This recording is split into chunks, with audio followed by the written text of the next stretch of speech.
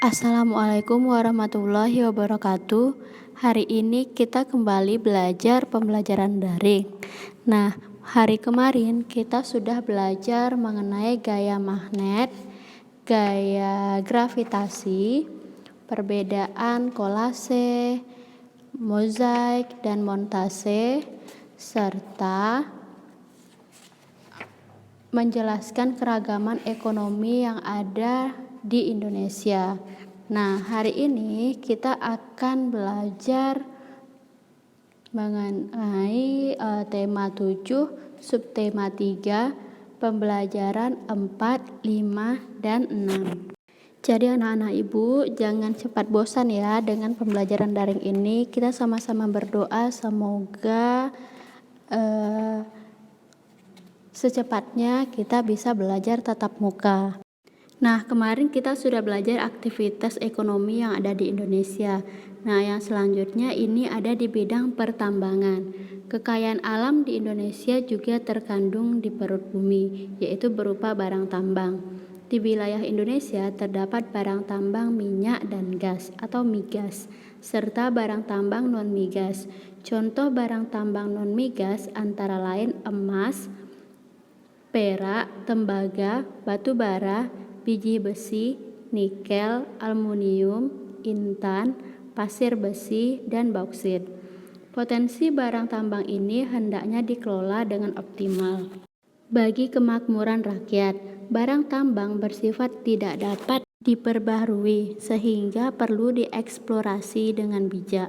Ketersediaan barang tambang harus dijaga bagi kebutuhan masa kini dan masa mendatang.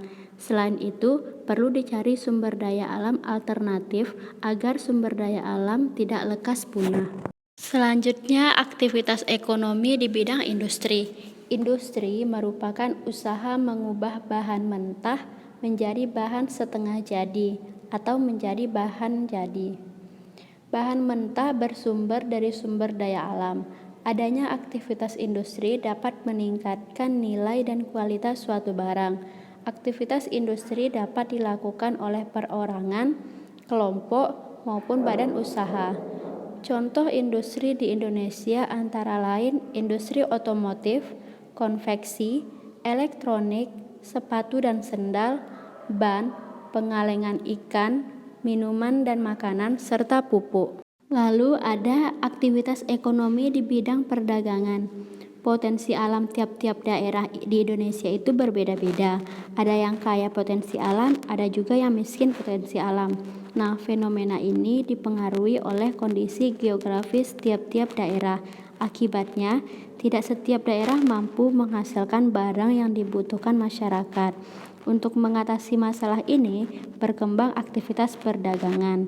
Aktivitas ini dilakukan masyarakat untuk menyalurkan barang atau jasa dari produsen ke konsumen. Barang dagangan dapat berupa hasil pertanian, peternakan, perikanan, hutan, dan barang industri. Lalu yang keempat ada aktivitas ekonomi di bidang jasa. Nah, sebagai negara kepulauan, wilayah Indonesia dihubungkan selat dan laut. Untuk menjangkau antar pulau dibutuhkan sarana transportasi.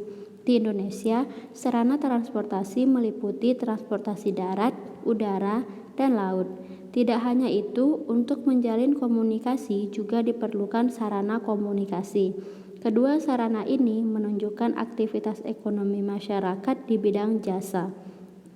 Aktivitas jasa merupakan kegiatan layanan kepada masyarakat dalam rangka memenuhi kebutuhan hidupnya. Aktivitas jasa lainnya antara lain jasa perbankan, jasa keuangan, jasa kesehatan, jasa pendidikan, jasa konsultasi hukum, jasa pariwisata, dan jasa lainnya. Berkembangnya aktivitas jasa ini memunculkan beragam jenis pekerjaan di bidang jasa. Setiap daerah dalam wilayah Indonesia mempunyai adat istiadat dan budaya daerah yang khas. Setiap warga masyarakat termasuk kita hendaknya bisa menunjukkan sikap toleransi terhadap keragaman dalam masyarakat. Sikap toleransi dalam masyarakat akan mewujudkan kehidupan yang damai. Nah, bagaimana bentuk tindakan toleransi terhadap keragaman? Mari simak penjelasan berikut. Muatan PPKN, sikap toleransi terhadap keragaman. Toleransi berasal dari bahasa Latin tolerar, yang berarti dengan sabar membiarkan sesuatu. Toleransi dapat diartikan sebagai perilaku terbuka yang menghargai segala perbedaan yang ada dengan sesama manusia. Bersikap toleransi berarti bersikap sabar, menahan diri, serta menghargai dan berhati lapang terhadap orang-orang yang memiliki perbedaan pendapat. Nah, kita bahas toleransi dalam keragaman agama. Di Indonesia, masyarakatnya berhak menganut agama yang dipercayanya masing-masing. Nah, agama yang ada di Indonesia itu ada 6, seperti yang sudah kita pelajari pada pembelajaran sebelumnya. Sikap toleransi antar umat beragama yang dapat diwujudkan dalam tindakan adalah yang pertama, tidak menghina agama yang diyakini orang lain. Yang kedua, tidak memaksakan agama kepada orang lain. Yang ketiga, menghormati agama yang diyakini orang lain. Yang keempat, beribadah dengan baik sesuai yang kepercayaan yang dianut. Yang kelima, hormat menghormati dan saling bekerja sama antar umat beragama. Yang keenam, memberi kesempatan kepada pemeluk agama lain untuk beribadah. Yang ketujuh, menjaga kerukunan antar umat beragama, antara umat beragama, dan antar umat beragama dengan pemerintah. Yang kedua, ada toleransi dalam keragaman suku dan ras. Masyarakat Indonesia terdiri atas beragam suku dan ras. Tiap-tiap suku memiliki ciri khas yang membedakan dengan suku bangsa yang lain. Ciri suku bangsa yang didasarkan atas ciri fisik disebut ras. Jadi, setiap suku bangsa memiliki ras masing-masing. Oleh karena itu, tercipta keragaman ras. Terhadap keragaman yang ada, kita harus saling menghormati dan mengembangkan sikap toleran. Alasannya, masyarakat Indonesia yang terdiri atas beragam suku dan ras pada dasarnya merupakan satu bangsa, yaitu bangsa Indonesia.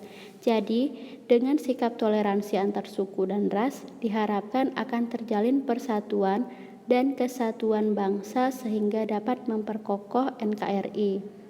Nah, sikap toleran dalam keragaman suku dan ras dapat kita tunjukkan dalam bentuk sikap dan perilaku baik kepada siapapun tanpa membedakan suku dan ras manapun. Selain itu, kita senantiasa menghargai dan menghormati harkat dan martabat setiap manusia dengan mengembangkan semangat persaudaraan dan menjunjung tinggi nilai-nilai kemanusiaan.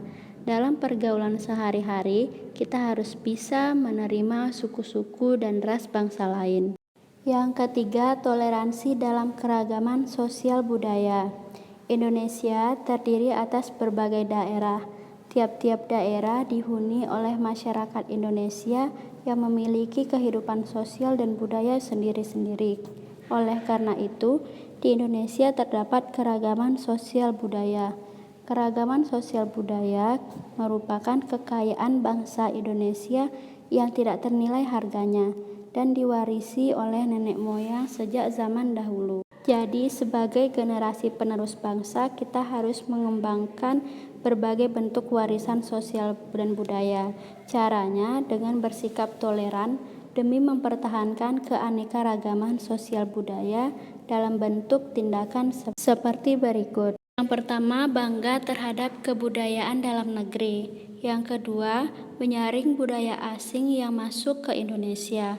Yang ketiga, mengetahui dan mencari informasi keanekaragaman budaya bangsa Indonesia. Yang keempat, menghormati kelompok lain yang menjalankan kebiasaan sosial dan adat istiadatnya. Yang kelima, menghargai hasil kebudayaan suku bangsa lain.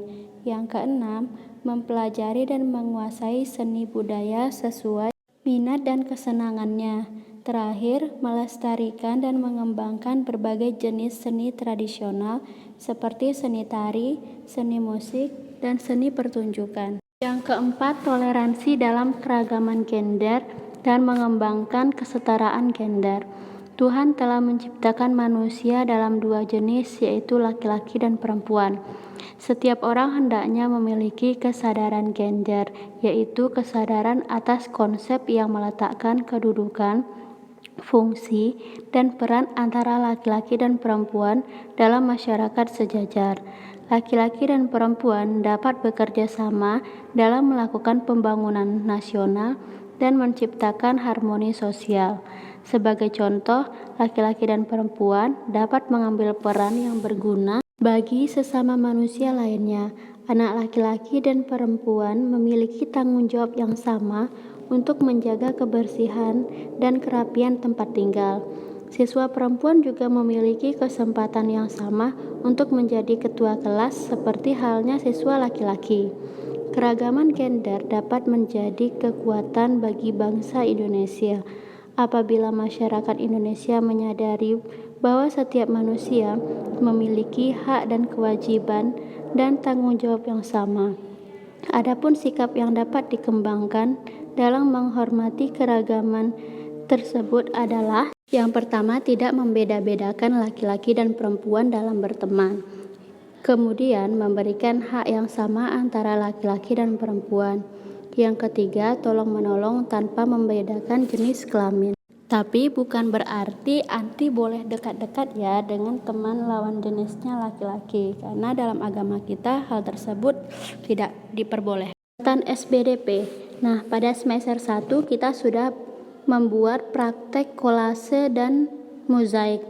Insya Allah sekarang kita akan membuat karya montase. Sebelumnya kita memang sudah pernah belajar mengenai montase, tapi belum mempraktekannya.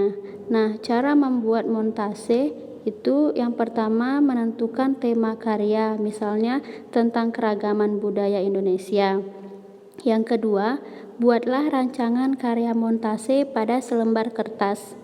Yang ketiga, carilah gambar-gambar sesuai rancangan.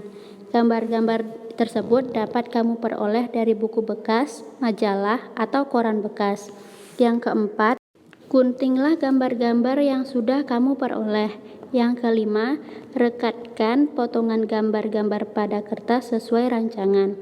Lalu yang keenam, jika perlu, lengkapi dengan gambar dengan menggunakan pensil, lalu warnai. Nah, untuk montase, anti harus menggunakan gambar-gambar dari majalah bekas atau koran bekas, lalu anti tempelkan membentuk komposisi gambar yang baru yang anti inginkan. Jadi misalnya gini, anti mau buat gambar keadaan di desa gitu, atau suasana di desa. Nah, anti harus mencari pegunungan, gambar pegunungan, terus gambar rumah-rumah, terus gambar persawahan. Nah, lalu anti potong-potong, kemudian anti tempelkan pada kertas kosong atau kertas HVS yang sudah anti persiapkan, seperti itu. Demikianlah pembelajaran daring kita hari ini. Jadi yang bisa kita pelajari hari ini yaitu menambah pengetahuan kita mengenai aktivitas ekonomi baik di bidang pertambangan, perdagangan, jasa, dan lainnya. Dan juga kita sudah mempelajari tentang sikap toleransi, baik toleransi beragama, toleransi dalam menghargai suku dan ras, toleransi dalam menghargai perbedaan gender, dan lainnya. Nah, sekarang kita juga akan membuat praktek montase. Sampai di sini pembelajaran kita hari ini. Kita lanjutkan pada pembelajaran daring selanjutnya. Assalamualaikum warahmatullahi wabarakatuh.